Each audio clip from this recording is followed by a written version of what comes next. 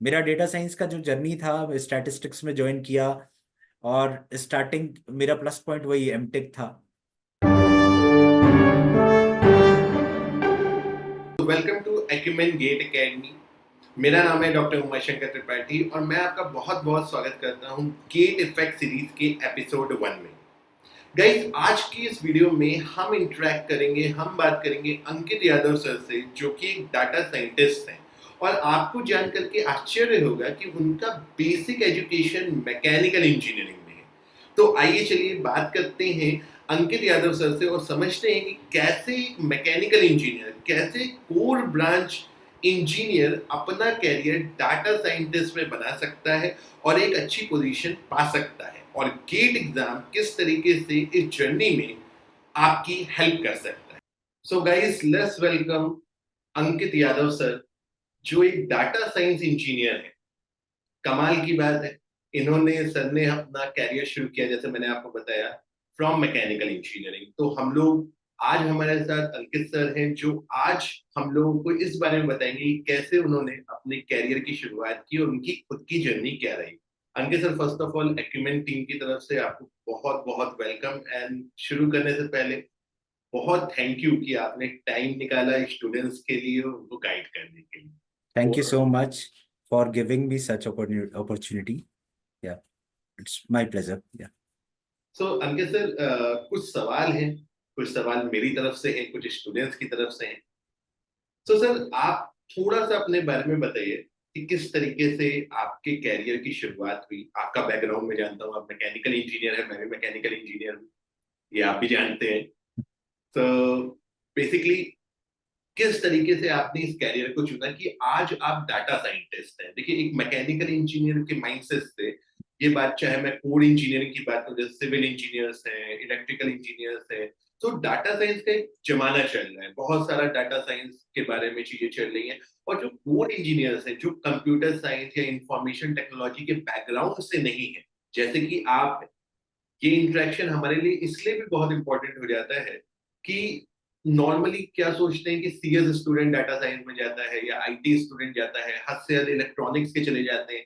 But what about mechanical, civil, electrical? तो सबसे पहले मैं आपसे यही पूछूंगा कि आप मैकेनिकल इंजीनियरिंग बैकग्राउंड से, तो किस तरीके से इस रास्ते पे आप गए और क्या जर्नी रही आपकी? ओके। सो डेटा साइंस एक्चुअली, पर्टिकुलरली नाम से लगता है कि ये एक सीएस ब्रांच के लिए है, कोडिंग बैकग्राउंड है। But data science includes statistics, probability, mathematics and coding. So जैसे कि मैकेनिकल इंजीनियरिंग मैंने की है, तो मैं उससे रिलेट करता हूँ। मैकेनिकल इंजीनियर्स हमेशा industrial engineering and operational research पढ़ते हैं। एक प्रॉपर सब्जेक्ट होता है इंडस्ट्रियल इंजीनियरिंग का, जिसमें फोरकास्टिंग, क्यूइंग, बहुत सी चीजें होती है, बिगेम मेथड। सो ये बेस है डेटा साइंटिस्ट का, जो हम अलग अलग ऑप्टिमाइजेशन कर रहे हैं वहां पे। सेम यहाँ पे भी हमें ऑप्टिमाइज करके प्रिडिक्ट करना है। फोरकास्ट क्या होता है, हम लोग जो चैप्टर पढ़ते थे फोरकास्टिंग का, स्मूथनिंग और वो सब, वो प्रॉपर यूज होता है यहाँ पे। बट डिफरेंस क्या होता है, वहां हम हैंड कैलकुलेशंस करते थे, यहाँ पे हम लोग लाइब्रेरीज जो अवेलेबल हैं उससे करते हैं। तो मैं मैकेनिकल इंजीनियर और कोर ब्रांचेस वाले को इतना कहूंगा, लॉजिकल थिंकिंग होनी चाहिए बस। ऐसा नहीं है कि सीएस बैकग्राउंड का है तो उनका अपर हैंड है। हाँ, थोड़ा बहुत कोडिंग में वो बेटर है, but core engineers they have good capability in logics. तो जैसे कि गेट मेरा एक पॉइंट था, मैंने गेट दिया था। गेट देने के बाद सबसे बेस्ट चीज थी, मुझे एक कॉलेज का टैग मिला, आईआईटी रुड़की का। और उस टैग, डिफरेंस बताता हूँ बीटेक और एमटेक में क्या था। बीटेक में जब हम प्रोजेक्ट करते हैं, हम तो 4 to 5 पर्सन ग्रुप में रहते हैं और प्रोजेक्ट करते हैं। एमटेक में जब करते हैं, इंडिविजुअल होते हैं। तो वहां पे प्रॉब्लम सॉल्व करने की एक कैपेबिलिटी आ जाती है। हम कैसे रूट कॉज एनालिसिस करेंगे, ये सारी चीज अकेले करना होता है। गाइड जो आपके होते हैं प्रोजेक्ट के, वो केवल आपको गाइड करेंगे। और सारे प्रोसेस, तो वहां पे एमटेक करने का सबसे बड़ा प्रॉफिट होता है। सबको लगता है कि हाँ, डायरेक्ट बीटेक के बाद हम कर लेंगे कुछ। अच्छा है, करते हैं लोग, बट अगर कुछ मास्टर डिग्री में अकेला इंडिविजुअल प्रोजेक्ट हैंडल करने को मिलता है ना, और एक कॉलेज के टैग के साथ, मुझे actually I am currently I am data scientist at T Systems. So यहाँ पे, या इससे पहले मैं हनीवेल टर्बो टेक्नोलॉजीज में था, उससे पहले महिंद्रा में था। बट जो कॉलेज का टैग होता है वो हमेशा साथ रहता है, उससे बहुत फर्क पड़ता है। तो गेट को प्रेफरेंस इसलिए देना चाहिए। और गेट के थ्रू बहुत से कॉलेजेस हैं। आईआईटी कानपुर में एक ब्रांच है इंडस्ट्रियल मैनेजमेंट इंजीनियरिंग, जो इंटरडिसिप्लिनरी में आती है, अच्छी रैंक पे और अच्छे पैकेज के साथ वो डायरेक्ट आप डेटा साइंस में जा सकते हैं। सेकंड, आईआईटी बॉम्बे में ब्रांच है IEOR, वहां जा सकते हैं। मेरा एमटेक है CAD CAM and robotics, robotics भी पार्ट है एआई का। सो वहां से भी डेटा को समझना, और वो मेरा करियर स्टार्ट हुआ स्टैटिस्टिक्स में। और स्टैटिस्टिक्स से एक्चुअली मुझे वहां पे शुरू में मुझे लगा मैं कोडिंग कैसे करूंगा, बट लॉजिकल थिंकिंग जिसके पास है वो कुछ भी कर सकता है। कोर इंजीनियर्स एक्चुअली, सबको लगता है कि डेवलपर केवल कर सकते हैं कोडिंग। कोड तो सिंटेक्स तो सारे गूगल पे पड़े होते हैं, हर जगह पड़ा होता है, बट क्या लगाना है कहाँ पे वो समझ में आता है। ये इसलिए मैं बोलता हूँ ब्रांच डजेंट मैटर। तो सर आपने गेट की बात की। मैं स्टूडेंट्स को बता दूं, मैं और अंकित सर एक साथ एक बैच में एमटेक में पढ़े हैं। मैंने प्रोडक्शन से आईआईटी रुड़की में किया है, सर ने कैड कैम से किया है। हम लोग बहुत अच्छे दोस्त भी हैं, बहुत समय से एक दूसरे के साथ हैं। सो आपने, लेकिन ये this is not about me students, आप तो मेरे बारे में सुनते समझते रहते हैं, ये अंकित सर के बारे में। सो अंकित सर, आप मुझे एक बार बताइए, आपने बीटेक प्राइवेट कॉलेज से किया था, गवर्नमेंट कॉलेज से किया था, और मैंने बी कहाँ से किया था? मैंने बीटेक प्राइवेट कॉलेज से किया था, United College of Engineering and Research Allahabad. So अच्छा। मिड लेवल का कॉलेज था, प्राइवेट कॉलेज आप यूपीटीयू का था। बट वहाँ के बाद मैंने गेट की प्रिपरेशन स्टार्ट की, और I scored 99.15% I. So with this marks मुझे ऑप्शन मिला आईआईटी रुड़की में। बट मेरे लिए आईआईटी रुड़की ये मेरी one of the biggest achievement life की है, और ये एमटेक से बहुत चीजें मिली मुझे। सर अभी क्या होता है कि अभी परसेंट, जैसे हमने आपने एक समय में जब दिया था तो हमारे समय में परसेंटाइल से थोड़ी बात होती थी।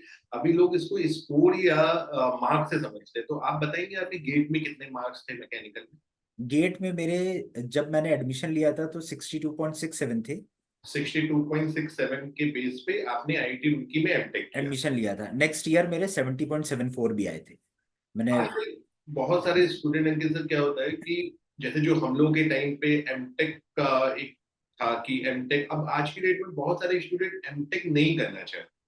तो आपने जैसे एमटेक किया, तो ये जो आपकी प्लेसमेंट हुई थी, मतलब ये जो आपकी जर्नी स्टार्ट हुई, इसमें आईआईटी ने आपको किस तरीके से हेल्प किया? जैसे आपने बताया कि प्राइवेट कॉलेज से आपने बीटेक किया, अब प्राइवेट कॉलेज से जब आप आईआईटी में गए तो डेफिनेटली बहुत बड़ा चेंज होगा। मैंने खुद चेंज। बीटेक प्राइवेट कॉलेज से किया था।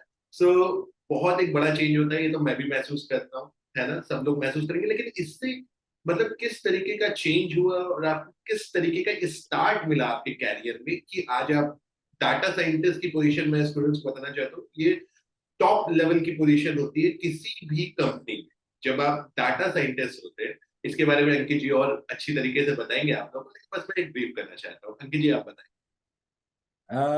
जब बीटेक से एमटेक में आया, सबसे पहला एमटेक में ग्रूम बहुत हुआ, चीजों को एक्सप्लोर करने का मौका मिला। एक अच्छे कॉलेज का सबसे बड़ा प्लस पॉइंट होता है कि आपके रिसोर्सेज अवेलेबल होते हैं, आप चीजों को एक्सप्लोर कर सकते हो, सबसे प्लस पॉइंट। और जो एमटेक में इंडिविजुअल टास्क मिलता है प्रोजेक्ट का, आप कंपनी में टास्क करोगे तो ग्रुप में होगा, बट आपका पर्टिकुलर टास्क होगा। प्रोजेक्ट पूरा हैंडल करेगा, नंबर ऑफ पीपल्स होंगे, सब लोग मैनेज करेंगे, लेकिन सबका अलग अलग रोल होता है। तो वो चीज बहुत ज्यादा प्लस पॉइंट होता है। स्टैटिस्टिक्स मैं बोलना चाहूंगा, जो हम लोग सिंपल मैथमेटिक्स पढ़ते हैं, कैलकुलस और वो सब, वो बहुत यूज होता है। ऑप्टिमाइजेशन एक सब्जेक्ट था मेरे एमटेक में, modelling and simulation optimisation. So optimisation यहाँ पे मशीन लर्निंग में हम लोग यूज करते हैं रिग्रेशन के लिए, ग्रेडियंट डिसेंट और उसके लिए लेग्रांजे मल्टीप्लायर। वो मतलब अगर आप डायरेक्टली आओगे बीटेक करके तो आपको महीने लग जाएंगे वो समझने में, क्योंकि ऑप्टिमाइजेशन एक बहुत टफ सब्जेक्ट है, वो ऑलरेडी किया हुआ था तो वो चीज समझ में आती है। आपको क्या लाइब्रेरी अवेलेबल है, आप डायरेक्टली कर सकते हो। बट अच्छा मशीन लर्निंग या अच्छा डेटा साइंटिस्ट वही है जो समझ सके कहाँ पे क्या यूज करना है, और बेस स्ट्रांग है तो सब होता है। तो मैं ये एमटेक से इसलिए लिंक कर रहा हूँ बिकॉज वो सब्जेक्ट मेरा एमटेक में था, ऑप्टिमाइजेशन का एडवांस ऑप्टिमाइजेशन था, और उससे बहुत अच्छा कंसेप्ट क्लियर हुआ। मान लेते हैं कि जैसे मैंने एमटेक किया, मान लीजिए प्रोडक्शन में, या किसी इलेक्ट्रिकल के स्टूडेंट्स ने किया किसी और ब्रांच में, जिसका मान लेते हैं इन सब्जेक्ट से कोई लेना देना ही नहीं, तो आपके हिसाब से अगर उनको इस फील्ड में कैरियर बनाना है, मतलब मैं सवाल ये करना चाह रहा हूँ कि एक स्टूडेंट बीटेक करके, मान लीजिए मैकेनिकल का स्टूडेंट या इलेक्ट्रिकल का स्टूडेंट बीटेक करके गेट का एग्जाम लिखता है, और गेट का एग्जाम लेकर के किसी अच्छे आईआईटी में जाता है, और उसका कोई भी सब्जेक्ट ऐसा नहीं होता जो इससे रिलेटेड होता है एमटेक में, तो क्या उनको भी इसमें कुछ अपॉर्चुनिटी मिलती है या कुछ तरीका होता है? श्योर, एकदम मिलती है। सबसे प्लस पॉइंट क्या है, जब आप कॉम्पिटिटिव एग्जाम देते हो गेट जैसा, तो वहां पे आपकी लॉजिकल थिंकिंग जो है उसे टेस्ट किया जाता है। तो सबसे पहले आपका फर्स्ट स्टेप, आप प्रिपेयर होगे उस एग्जाम के लिए। आपकी जो बीटेक नॉर्मल किया है और डायरेक्ट जॉब में जा रहा है, उससे आपकी थिंकिंग बढ़ जाएगी लॉजिकल, बिकॉज गेट बहुत अच्छा एग्जाम माना जाता है, पूरे लॉजिकल उस पे रहता है। सेकेंड पॉइंट, जब आप वहां पे, आपको जब ज्वाइन करते हो तो आपके बैच में सब क्रीम बच्चे आते हैं, अच्छे लोग आते हैं, तो उससे भी सीखने को मिलता है, वहां से भी आपकी लॉजिकल एबिलिटी बढ़ती है। आपका फॉर एग्जांपल ग्रुप बहुत मैटर करता है। आप बीटेक प्राइवेट कॉलेज में जब कर रहे हो तो आपको वैसे ही एक एनवायरनमेंट रहता है, उस टाइप का माहौल रहेगा। जैसे ही बीटेक प्राइवेट से एमटेक में आओगे ना, तो आपको सबसे बड़ा चेंजेस दिखेगा कि कोई एनआईटी से बीटेक करके आया हुआ है, कोई एमटेक कर रहा है डुअल डिग्री, मतलब बीटेक प्लस एमटेक आईआईटी से ही, वो लोग भी होते हैं। तो चीजें बदलने लगती है वहां पे गवर्नमेंट कॉलेज से। तो लॉजिकल थिंकिंग बढ़ती है, और डेटा साइंस और प्रिडिक्शन, ये सारा लॉजिकल है। कोडिंग, लोग कहते हैं कोडिंग बहुत टफ है, कोडिंग कुछ नहीं है, सिंटेक्स है। आप चाहे जावा यूज करो, सी प्लस प्लस करो, पाइथन करो, लॉजिकल थिंकिंग सही होना चाहिए, लॉजिक क्या कहाँ लगना है वो पता होना चाहिए। और वो एक मैकेनिकल इंजीनियर या कोर इंजीनियर, सीएस वाले तो करते ही हैं, उनका तो वो बेस है, बट कोर इंजीनियर्स की लॉजिकल एबिलिटी यहाँ पे बहुत इंक्रीज होती है, स्टेप बढ़ रहा है। बीटेक के बाद प्रिपरेशन किया, वहां पे आप एक स्टेयर आगे बढ़े। फिर आपने एमटेक ज्वाइन किया, वहां पे लोगों से मिले, सब क्रीम लोग, उसके वहां पे आपका फिर इंक्रीज होता है, ऐसे ऐसे स्टेप बढ़ते बढ़ते आप एक अच्छे पोजीशन पे आ सकते हैं। मेरा डेटा साइंस का जो जर्नी था, स्टैटिस्टिक्स में ज्वाइन किया, और स्टार्टिंग मेरा प्लस पॉइंट वही एमटेक था, जहाँ पे मेरा पूरा कॉन्फिडेंस बहुत अच्छा मिलता है। आप कंपनी में काम करोगे तो आप, कोई पूछता है तो बहुत डिफरेंस क्रिएट हो जाता है इससे, आपको अच्छा प्रोजेक्ट मिलता है। नहीं तो बहुत से होता है कि ये सपोर्ट में डाल देते हैं, और आपको मेन लीड करने को नहीं मिलेगा कुछ ऐसा। मिलता है, आप अगर परफॉर्म कर रहे हो मिलेगा, बट यहाँ पे आपकी चांसेस बढ़ जाती है। पूछना तो नहीं चाहिए, हम्म। अगर आप चाहें तो मत बताइएगा। हम्म। मतलब मैंने ऐसा सुना है कि जैसे एक कोई एक एंट्री पॉइंट है, जैसे आपकी भी जो कंपनी में एंट्री पॉइंट होगा, नॉट स्पेसिफिकली योर कंपनी, मतलब एक जनरल सिनेरियो में एक स्टूडेंट जिसके पास आईआईटी का टैग होता है, चाहे उसने एमटेक आईआईटी से किया हो, और एक स्टूडेंट आता है जिसके पास आईआईटी का टैग नहीं होता, भले ही उसके पास थोड़ा बहुत एक्सपीरियंस होता है, तो क्या कोई डिफरेंस आता है बीइंग आईआईटीएन एंड एनआईटीएन, और अगर आप एक प्लेन कॉलेज से आते हैं? आप चाहें तो मत बताइए।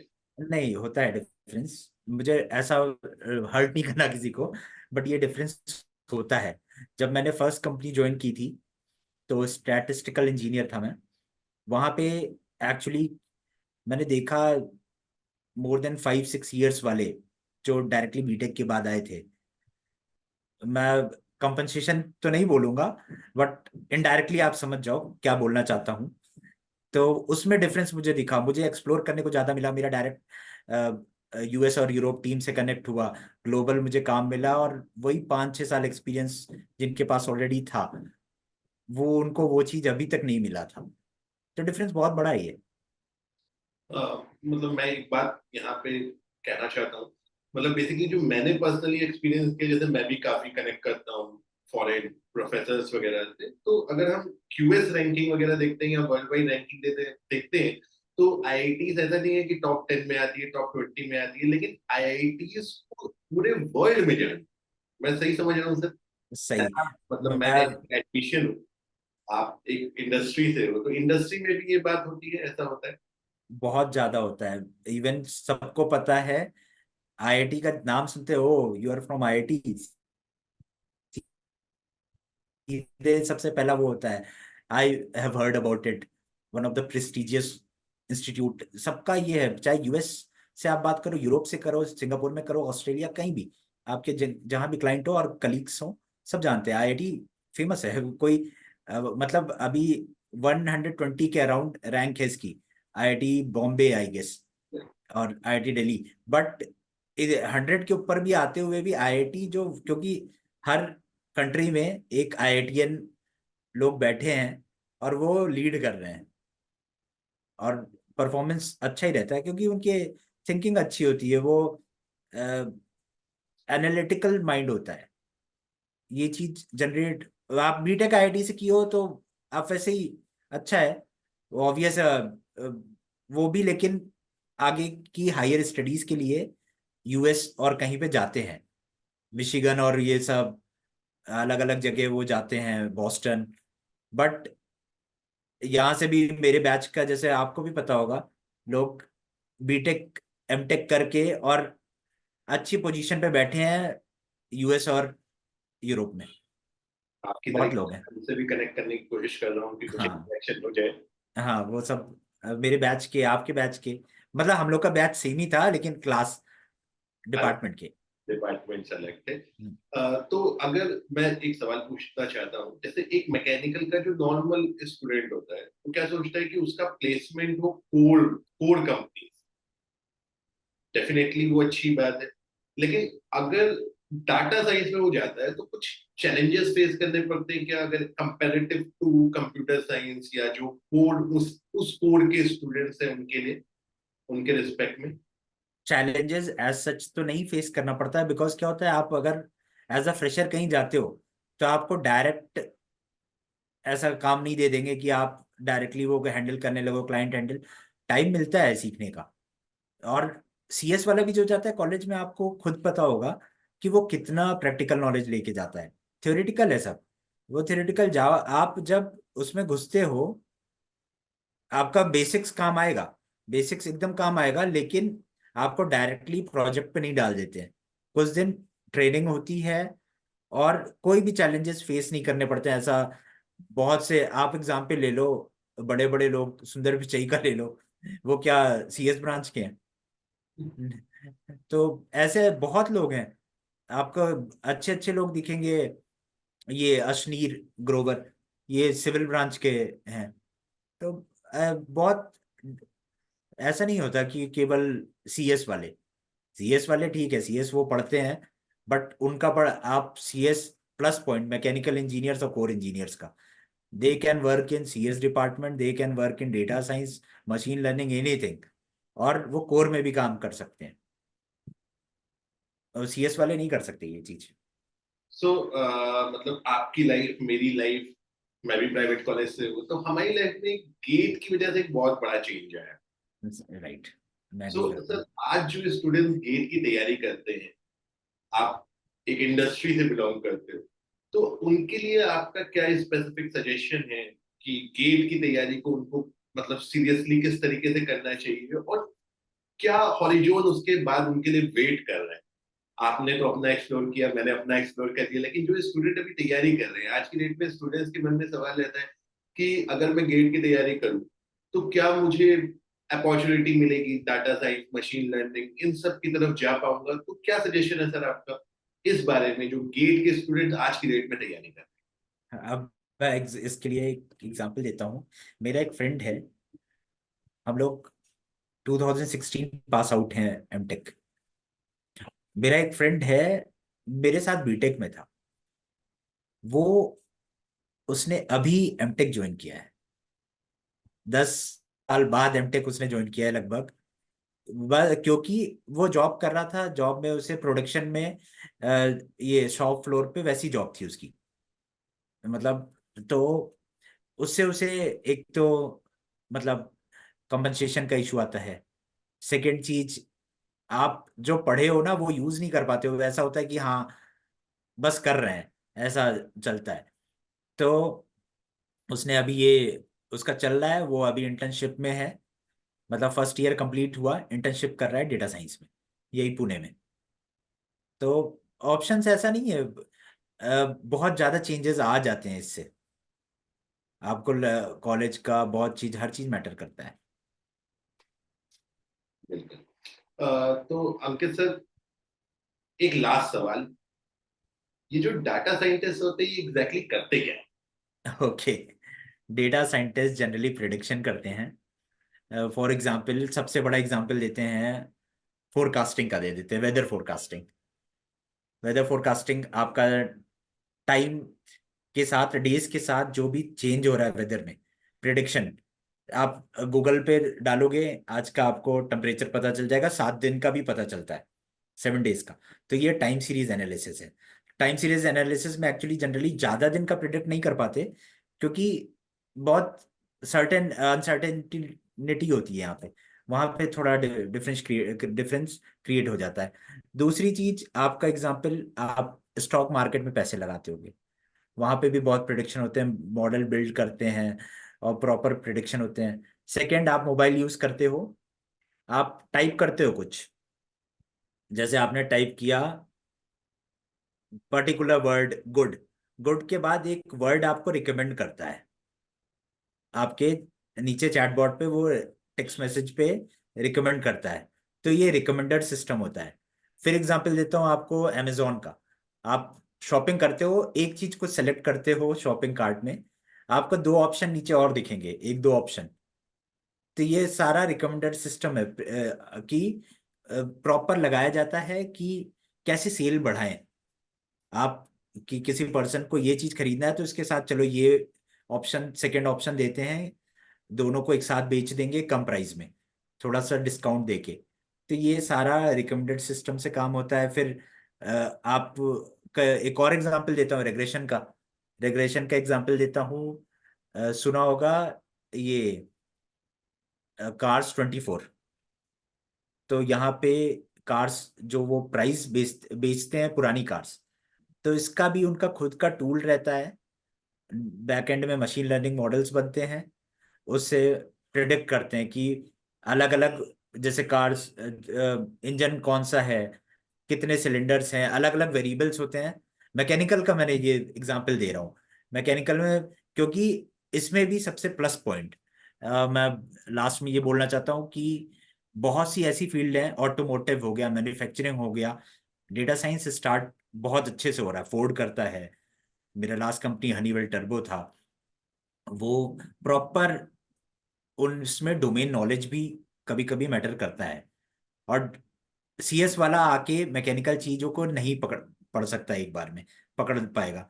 मैकेनिकल को अगर डोमेन नॉलेज है, डोमेन नॉलेज से आपका फायदा क्या होता है, आप जब प्रिडिक्ट कर रहे हो कुछ, तो आप रिकमेंड कर सकते हो कि ये वैल्यू आ रही है, टॉर्क कितना होना चाहिए, इससे इश्यूज कम आएंगे।